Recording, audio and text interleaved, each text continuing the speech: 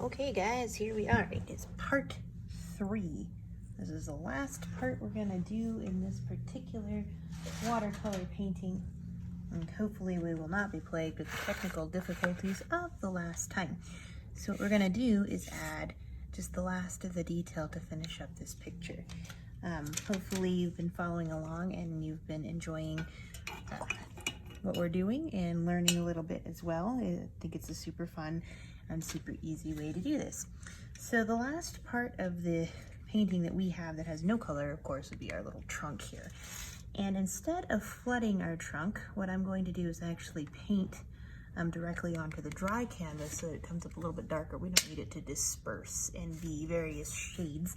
We just need that to be brown. So I'm gonna pick a brown here on my palette, and I think I'm gonna go with that guy right there. And so I'm gonna actually paint directly from my block of paint here onto the paint, or the paper here. So I'm just gonna, see, look at how nice that brown is. Take it right up to the green. If I go a little over like I did there, who cares? It's not a big deal. This is darker pigment than that green, so it'll stand out. And you're like, wow, that really stands out. That looks crazy. It's gonna dry lighter, and then we'll add some oomph to it. So I do have a little bit of, we're gonna just let that dry and we're gonna work on the rest of it, I should say. So I have a little bit of that dark color that I made the trees with here left over. And what I'm gonna do with that is I'm gonna kind of give the tree here some more depth and fun. So I'm going to start just on one side of the tree. I'm going to take that color and I'm going to trace the tree. Okay, here we go. So this is just tracing those pencil lines we'd made before. And tracing it neatly all the way around. And again, this is the more watery paint. It's actually more watery than that was. So, get that off. So it's gonna flow a bit more smoothly and follow the paper a bit more. It'll go into the bumps of the paper a bit more than the paint right here. That's all right. We're just gonna go ahead and trace all the way around the outside of that tree. But I'm notably not gonna put any paint right next to the paint I did for the trunk, because I don't want them to blend together. We can go back and add that later. It's not a big deal. When you're doing this kind of stuff, just make sure you're not getting the heel of your hand in the paint, because then you end up with it smeared all over the place, and I am notorious for doing that. But see, this tracing is going to fix where my paint wanted to come out of the lines down there. That's okay. Like I said, watercolor is notoriously forgiving. I'm not actually gonna do anything in the middle because I think that the way that the paint dried there is pretty cool. So I've got the tree all traced, and I'm actually gonna just add a bit more dark pigment here and kind of around the edges, just a smidge in some spots. Spots that I think I want to have stand out a bit more.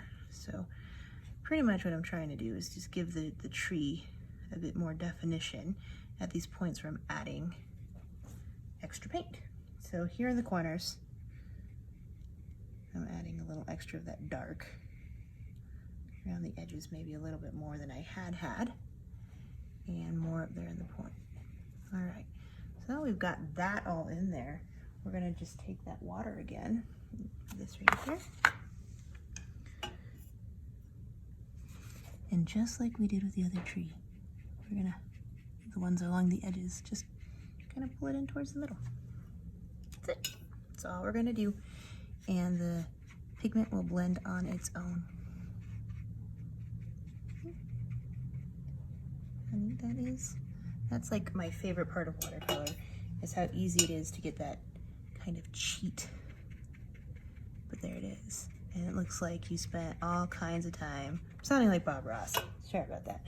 It looks like you spent a lot of time working on the details of your watercolor. No, you didn't. You just waited till the paper was dry and and came back. So that's a notable difference, I think, between like Bob Ross style of painting and, you know, watercolor, is that you're not going to paint on top of itself. You want the paint to dry quickly and come back to it. So if you look at that there, we've got our tree, and we're gonna wait for that to dry. But while we're doing that, we're gonna have some fun. So I have a really tiny, itty bitty little watercolor brush here. And the neat thing about these pigments is that you're able to do them really, really, really fine if you want to. So I'm going to take just a little bit of water on my watercolor brush and go into that white right there up at the corner. Just a little bit. I want this to be opaque paint. I don't want it to be a wash. I don't want you to be able to see through it. I want this to be as bright white as possible. Okay. And so I'm mixing it directly on top of that block of pigment, and I'm going to get a bunch on my brush. See how I'm rolling it? When I roll it, it gives it a really cool point. So I'm going to just roll it in there. And now I've got lots and lots of paint on my brush, so we're in good shape. And because this is at sunset, I thought it might be fun to show that there's a few stars coming out.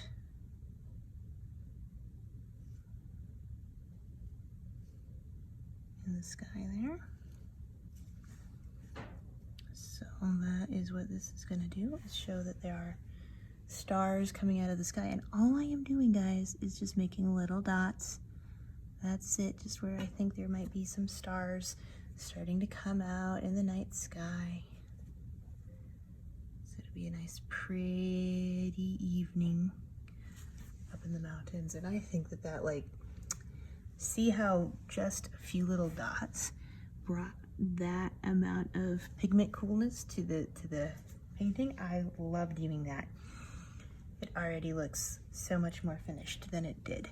So what I'm waiting for now is for this to dry, but while I'm doing that, I'm gonna mix up some more dark of that pigment. And we're gonna put it down here along the bottom. So just like I did with the white, I want opaque color. So I'm gonna go into that dark green that we've been using for a bit here. That one right there. And of course you can do whatever color you want to. That's the beautiful thing about playing with this stuff, is it doesn't have to be perfect. We're just doing color, man. Just doing color.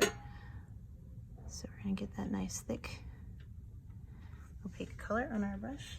And I think that maybe down here on this corner, we have some grass that is coming up. And the reason that we're doing this is just to provide some like visual interest and framing in our painting. You want to frame stuff, and I'll tell you the secret that an art teacher told me once, which was odd numbers always look better than even numbers. So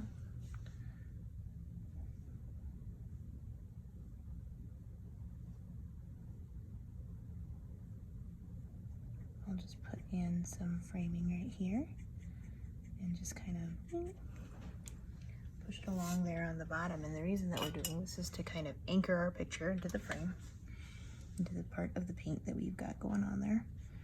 In this case, this got a little watery, but that's okay. Everything is just fine. We'll mix it up a little bit more smoothly. Let's put it in. Here we go. This is a spring scene. Obviously, I must be longing for spring as I've been doing paintings, because I've been painting spring and summer stuff this entire time I've been learning.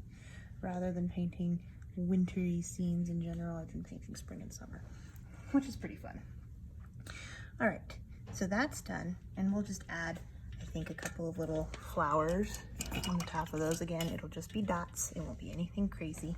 But think about, as you're picking a color for a flower, what you might see in nature. And I think that for this particular one, I'm going to do yellow. So just that yellow right here. Yellow is a pretty common flower. It's one of those ones bees can see. Blue is a good one, and then like bright pinks.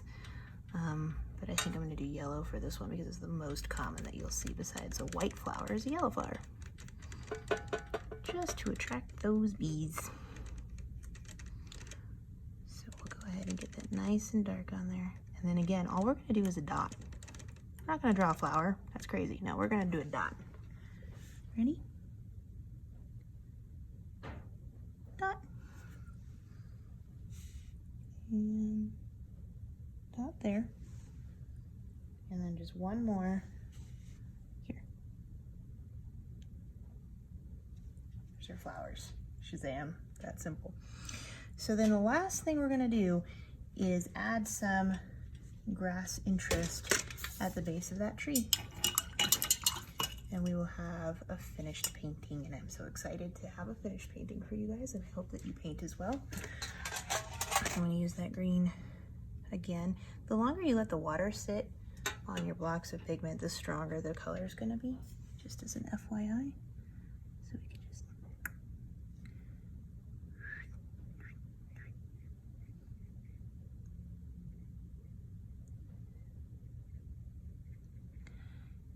There we go. Okay. And last but not least, I'm going to take one of our big brushes and then just add that little bit of water there at the bottom to blend it in.